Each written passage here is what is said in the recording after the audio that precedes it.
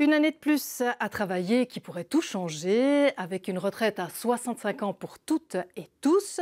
Les caisses de l'AVS pourraient être renflouées. Vraiment. Après 2 échecs dans les urnes en 2004 et 2017, nous sommes appelés à nous reprononcer sur la réforme de l'AVS. Madame, Monsieur, bienvenue dans Duel. L'AVS dépense plus qu'elle ne perçoit.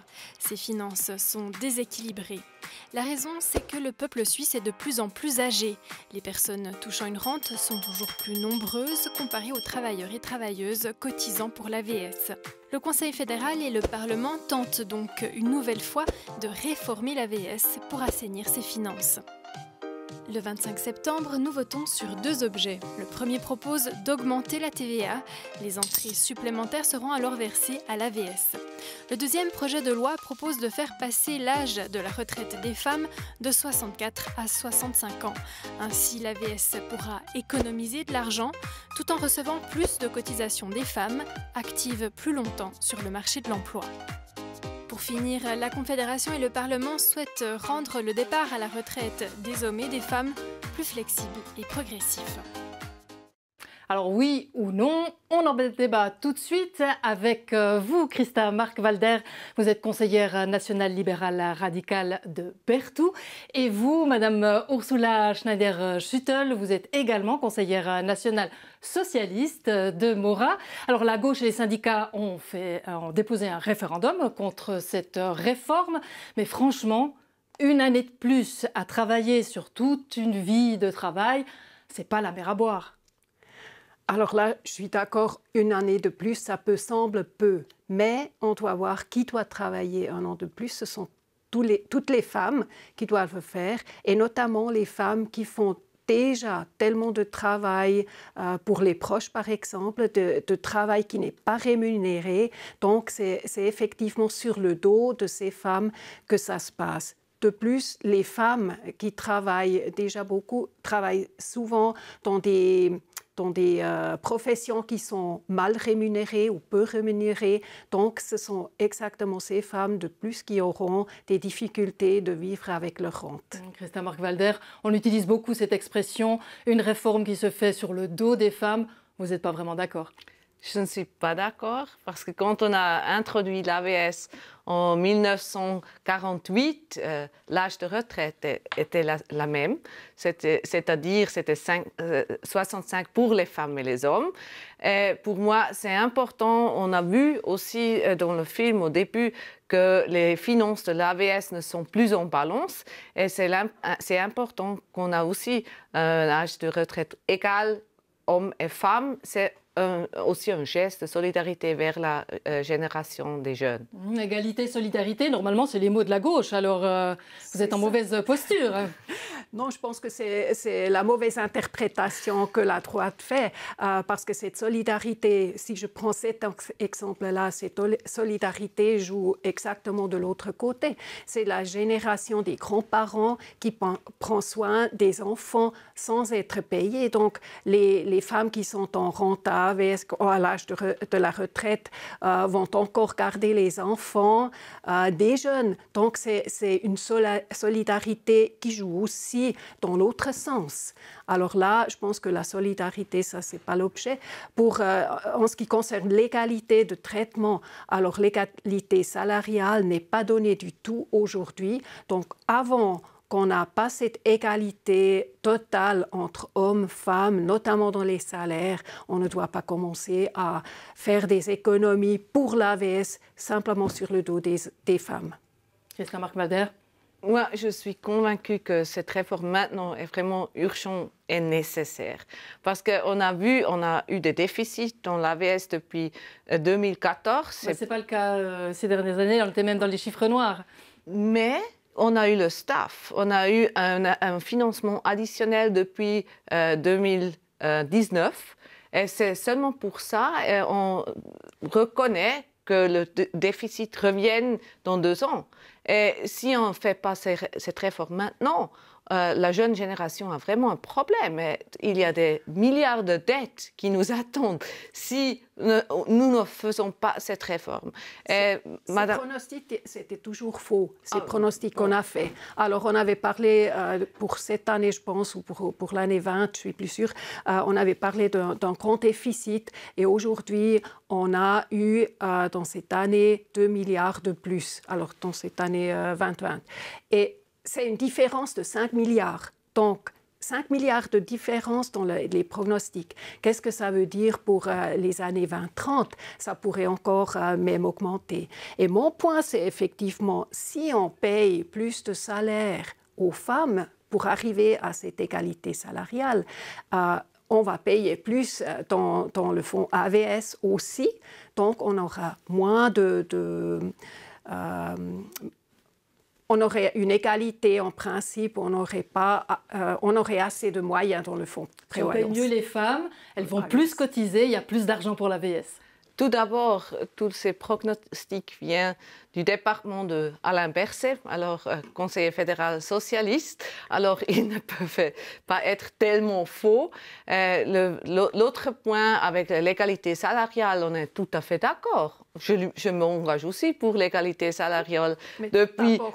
Non, parce qu'on ne peut plus attendre avec l'AVS. C'est vraiment urgent. C'est urgent qu'on a maintenant aussi le financement additionnel avec le TVA.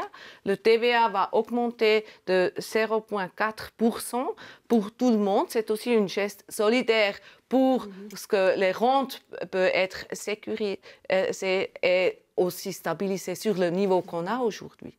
J'aimerais bien répondre à cet argument de la TVA. C'est notamment aussi les salaires de bas revenus qui seront touchés, parce que pour eux, une augmentation du TVA, ça va leur coûter plus. Pour quelqu'un qui gagne assez, ça ne change quasiment rien. Mais pour ceux qui doivent vraiment boucler les fins des mois, qui ont des difficultés, pour celles et ceux, c'est vraiment très, très difficile. Et il y a d'autres moyens, comme j'ai dit, une c'est l'égalité salariale, mais on pourrait aussi augmenter le taux de réduction des salaires, alors le taux pour l'AVS, et puis augmenter, non, l'inverse, excusez-moi. Alors, on pourrait aussi augmenter le taux d'AVS peu, mais en contretemps, réduire le taux d'intérêt pour la LPP, pour la prévoyance.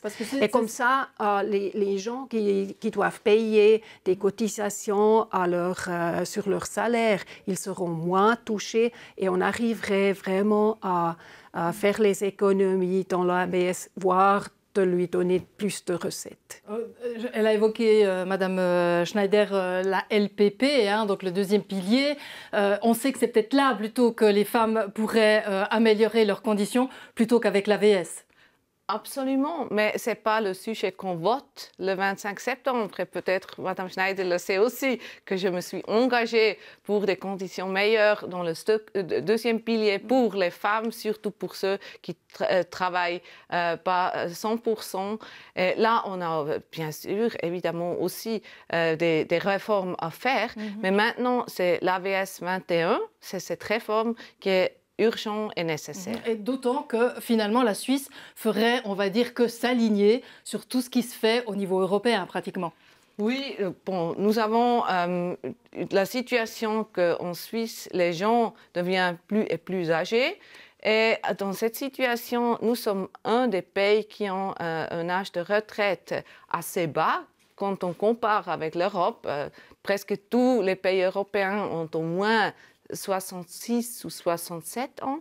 Et ce qui est important aussi à comprendre, c'est qu'on a des compensations sociales avec cette réforme qui sont importantes et qui sont aussi justes pour les gens avec des salaires très bas et surtout aussi pour les femmes, les 9 années qui sont touchées le plus elles ont une compensation généreuse. C'est celles qui sont nées entre 1961 et 1969 qui vont bénéficier de ces mesures compensatoires. Finalement, on a pensé à tout, Madame Schneider. Oui, on l'a peut-être réfléchi, mais la solution ne nous convient pas du tout. Parce que jusqu'à maintenant, on avait une différence dans l'âge de retraite. Mais ce qu'il faut aussi voir, c'est que les recettes de l'AVS, on les quand même eues. Elles étaient meilleures parce que la productivité a aussi augmenté. Et ça, il faut prendre en compte. Si on fait les pronostics aujourd'hui, qui disent qu'on va plus avoir de l'argent dans le fonds AVS, c'est simplement pas juste parce qu'on ne prend pas en compte cette productivité qui compte aussi. Aujourd'hui, il y a beaucoup plus de gens qui travaillent comparé peut-être aux années 50 où on avait encore une différence entre les âges de retraite. Mais aujourd'hui, la situation est effectivement différente. Alors, Christa Mark-Walder, un sondage SSR publié vendredi montre qu'une nette majorité se dessine pour un oui à cette réforme, mais c'est un oui du bout des lèvres de la part des femmes. C'est les hommes qui disent bien un oui bien clair à cette réforme. Est-ce que ce n'est pas un peu suspect, franchement, que ce soit les hommes qui disent oui aussi franchement et que les femmes sont un peu plus réticentes ? Je pense qu'il faut convaincre surtout aussi les femmes, parce que les femmes sont concernées, mais je trouve que c'est une réforme qui est fair, qui est sociale et qui est aussi un bon compromis. Parce qu'on a discuté beaucoup de modèles et on est d'accord que l'AVS a un problème, pas demain, mais après-demain. Alors ça arrive vite qu'on a ces déficits qui arrivent de nouveau.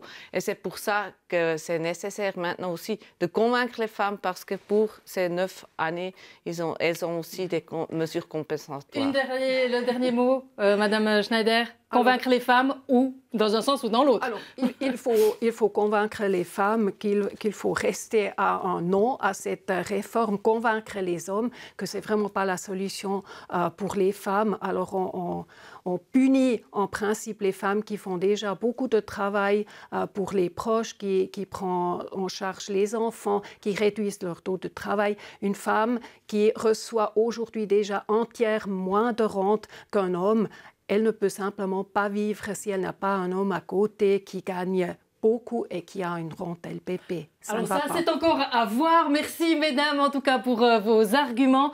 Quant à vous, chères téléspectatrices et chers téléspectateurs, eh bien, j'espère que vous serez déjà fait une petite opinion et surtout, allez glisser votre opinion dans l'urne le 25 septembre prochain. Quant à nous, on se revoit tout bientôt pour une nouvelle édition de Duel.